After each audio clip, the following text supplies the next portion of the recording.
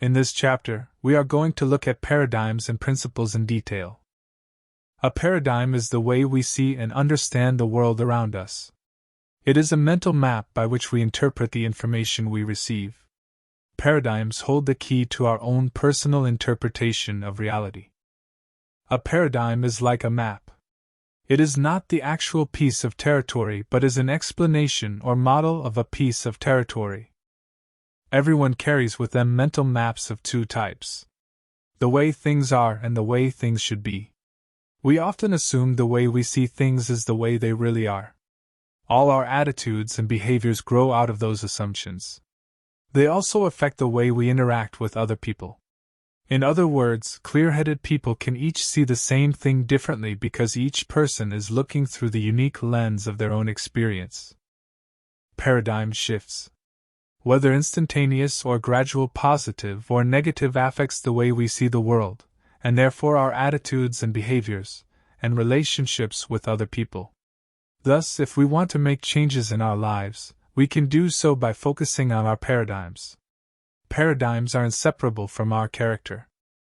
Principles are guidelines for human behavior that have been proven over time to have enduring, permanent value. Our challenge is to develop paradigms for our own lives that are principle-based. True principles. True principles surface again and again in the cycles of social history.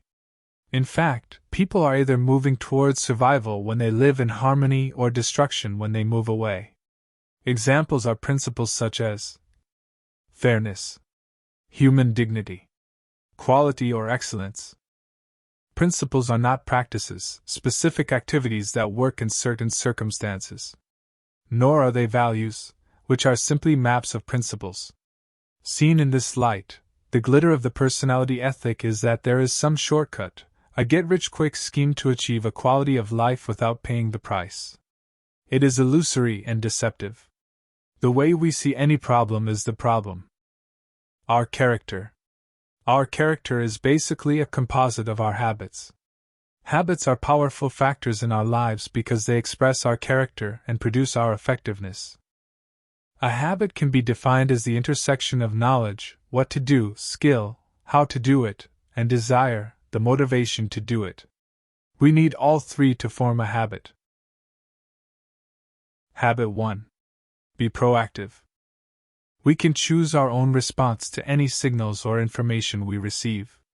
We have the ability to influence our own actions. Therefore, being proactive means actively choosing what our response will be in any situation rather than reacting blindly. Man is unique in that he alone can think about his very own thought process. Every other creature simply reacts. Man can control his thoughts. This is why we can learn from the generations that have gone before us, and why man can evaluate and learn from other people's experiences. This is the principle of self-awareness, the most fundamental paradigm. Until we take into account how we see ourselves and others, we limit our ability to relate to others. Between every stimulus and response, rational human beings have the freedom to choose a response. This is due to the presence of self-awareness, the ability to control thoughts. Imagination, the ability to mentally create a new reality. Conscience and inner awareness of right and wrong. Independent will the ability to act on thoughts. Proactivity. Proactivity means to subordinate impulses to values. Reactive people are swept away by the heat of the moment. Proactive people are driven by values that are both well thought out and internalized. It is not what happens that is important. It is our response to whatever happens that makes all the difference. Often, the most difficult circumstances become crucibles that forge our character and develop hidden reserves of strength. What matters most in life is not what happens to us, but how we respond to whatever happens. Our basic nature is to act, not to wait to be acted upon. We have the ability to take the initiative in any situation we are in. Everyone either waits to be acted on or takes responsibility for their own course and makes the appropriate decisions. Being proactive doesn't mean being pushy, aggressive, or insensitive. Rather, proactivity means to control a situation from the inside out. Or in other words, to effect positive change, stop focusing on the immediate circumstances and instead consider your response to the conditions that exist. Do that and you have removed the power of anything external to affect you. For example, decide whether or not to step in front of a moving car, but we cannot decide what will happen when the car hits us. We are free to choose our response to any situation, but in doing so we automatically choose the attendant consequence. It is in the ordinary events of every day that we develop our proactive skills. It is in the little things that we show our true character traits. Our response to the little irritations in life will also affect our responses to disasters. While we are free to choose our actions, we are not free to choose the consequences of our actions. Consequences are governed by natural law outside our influence. Habit 2. Begin with the end in mind. Beginning with the end in mind means using an image or the paradigm of your character at the end of your life as a frame of reference, or criterion by which everything is examined. Each part of your life should be examined in the context of the whole, the long-term view. To begin with, the end in mind requires a clear vision of your destination and where you now are. Then you can clarify what needs to yet be done to get where you'd like to end up. It's easy to get so caught up in climbing the ladder of success that you fail to make sure the ladder is leaning against the right wall. It's easy to be busy without being effective, to score many hollow victories at the expense of critical events. We may be very busy, and we may even be very efficient, but we will only be truly effective when we begin with an end in mind. Effectiveness doesn't depend solely on how much effort we expend, but also on whether or not we are in the right jungle. No management success can compensate for failure in leadership. A particularly effective way to get into the habit of beginning with the end in mind is to write your own mission statement, philosophy, or creed. This should focus on what you want to be, character, do, contributions and achievements, and on the values or principles upon which being and doing are based. A mission statement is a personal constitution. It is a written standard, the key criterion by which everything is evaluated and directed. It becomes the basis by which decisions are made on a day-to-day basis. It is a basic direction from which to set long-term and short-term goals. To get this, you have to visualize the result of all your efforts. Some ways to do this might include: visualize being at your own funeral. Write a eulogy. What sort of things would you like to be said about you? Visualize being at your 50th wedding anniversary. What kind of family relationship do you have?